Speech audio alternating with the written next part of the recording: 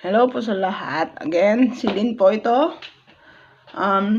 Since ang madalas na question ng mga ibang mga aplikante is kung paano nga ba ang pag-apply dito sa Albania. Ngayon, ang ituturo ko naman is yung tama, yung legal, na hindi cross-country. Ganito yan. Ang isang legit na application po, pag pumunta ng Albania is dapat unang-una yung agency ninyo dito sa Albania is may tie-up agency sa Pilipinas.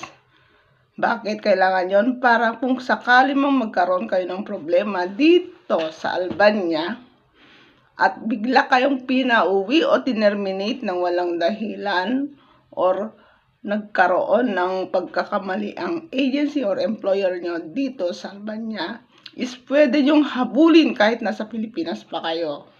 Pwede kayong magreklamo at pwede kayong mag-demand ng kaukulang fines o multa sa maling or injustice termination. Halimbawa, pangalawa, kailangan yung kontrata nyo, nakalagay doon yung sahod nyo, accommodation nyo, yung specific na maging trabaho nyo. Hindi gaya na kapag sinabing cleaner lang, hindi.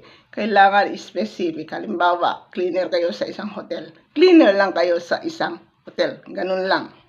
Hindi na kasi ang nagiging sistema dito, nag-apply sila. Cleaner lang yung nakalagay. Sa bandang huli, ang nagiging trabaho nila tatlo. Cleaner ng bahay ng magulang ng amo, cleaner ng business ng amo.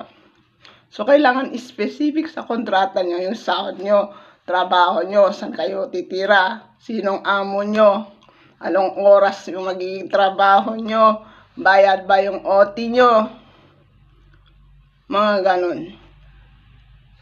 Tatlo, kailangan may agreement din kayo sa agency nyo, hindi lang sa amo nyo. So, iba yung kontrata nyo sa amo nyo, iba rin yung kontrata nyo sa agency nyo. Agency nyo dito sa Albania. Paano yon? Kasi, oras na wala kayong agreement sa agency nyo, na naglalagay doon na kayo is magtatrabaho lang sa Albania, kung walang ganon, anywhere, pwede kayong dadalhin ng agency nyo. Kahit saan. Kaya dyan nagkakaroon ng human smuggling, saan nila dinadala.